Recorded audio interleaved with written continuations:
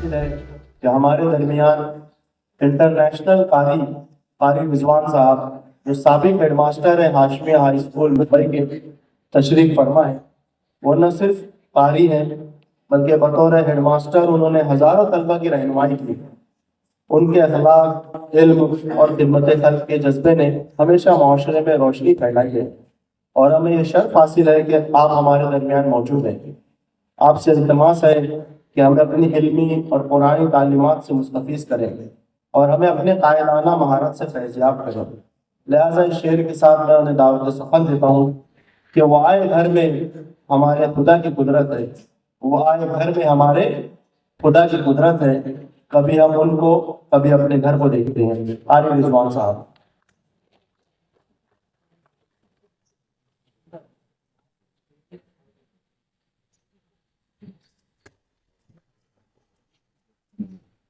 السلام علیکم ورحمۃ اللہ وبرکاتہ. الحمدللہ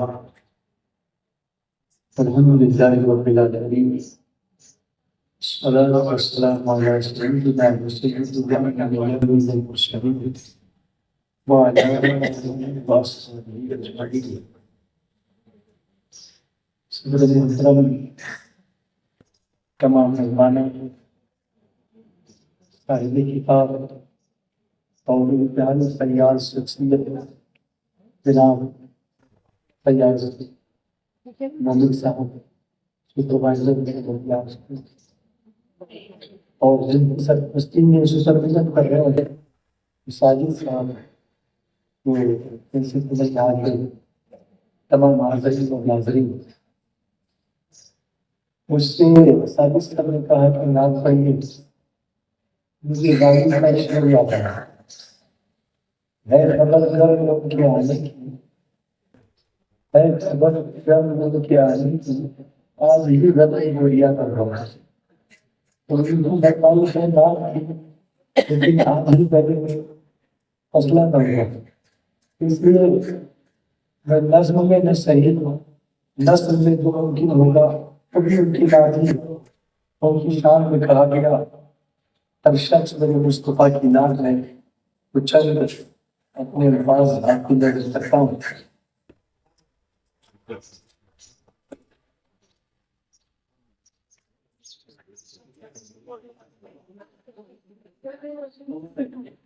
اسے اپنی بات مکمل کریں. ہم اس پروردگار کو جس نے انسان کو سوال کرنے کی صلاحیت دی، کیونکہ یہ کتاب سوالات پر مشتمل ہے اور جوابات ہیں، تو ہم نے اس پروردگار کو اللہ رب العزت کو جس نے انسان کو سوال کرنے کی صلاحیت دی اور سوالات کے جوابات کے لیے آسمان سے اپنی کتاب نازل فرمائی، جس کتاب کے بارے میں وہ خود ہی فرماتا ہے وَنَزَّلْنَا عَلَيْكَ الْكِتَابَ تِبْيَانًا لِكُلِّ شَيْءٍ، اور ہم نے تم پر وہ کتاب نازل فرمائی جس میں ہر چیز کا روشن بیان ہے. ایسا کوئی سوال نہیں ہے جس کا جواب قرآن عظیم ہم کو نہیں دیتا. اور کروڑوں درود و سلام رحمت عالم، نور مجسم، فخر آدم بنی آدم، تاجدار مدینہ، سرکار دو عالم، احمد مشتبہ، جناب محمد مصطفیٰ اللہ فدا صلی اللہ علیہ وآلہ وسلم پر، جن کے سامنے صحابہ سوال بھی کرتے تھے اور جب جواب ملتا تھا زندگی بدل لیتے تھے. اور فیاض صاحب میں دعا کرتا ہوں کہ آپ یہ کتاب کی لائبریری کا ایک ذخیرہ نہ بنے بلکہ زندگی کو بدلنے کا ذریعہ بنے.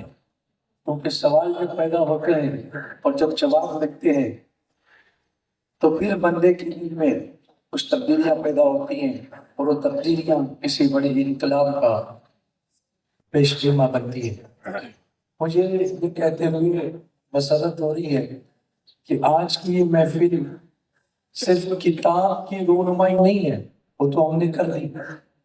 آج کی محفل صرف کتاب کی رونمائی نہیں ہے بلکہ سوچ کی اصلاح کا اعلان ہے. اپنی سوچ کو بدلنا. یاد رکھیں، چھوٹی سوچ اور پیر کی موج انسان کو آگے بڑھنے نہیں دیتی. سوچ بڑی ہوگی تو زندگی نئے نئے افق تلاش کرتی ہے، انسان ترقی کرتا ہے.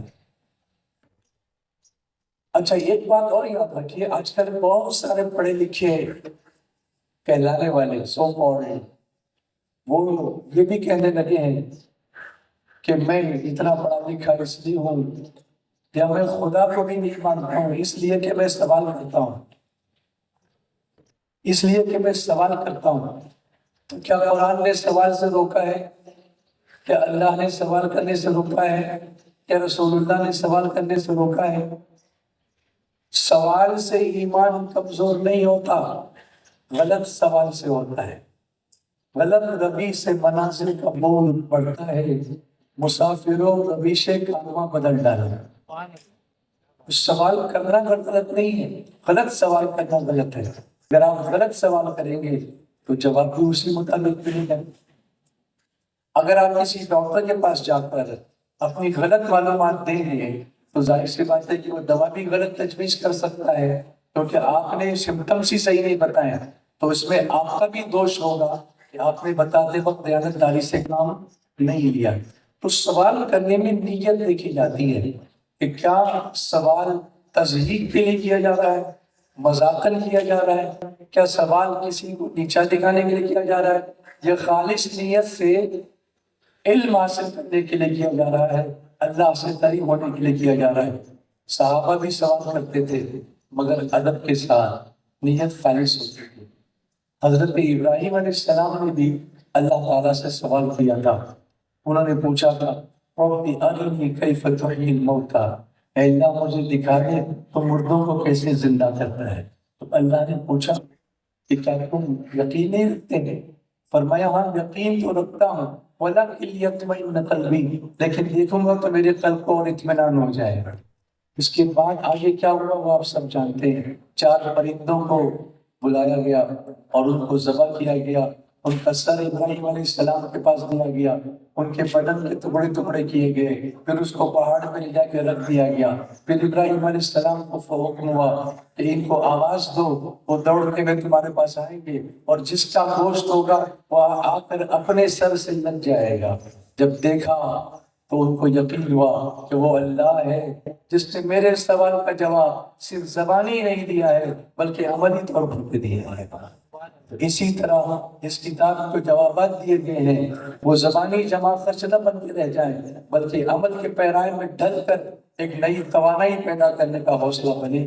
اس دعا کے ساتھ میں اپنے الفاظ کو، میں اپنی گفتگو کو سے آپ سے اجازت لیتا ہوں. بہت شکریہ اور بہت مبارکباد. السلام علیکم.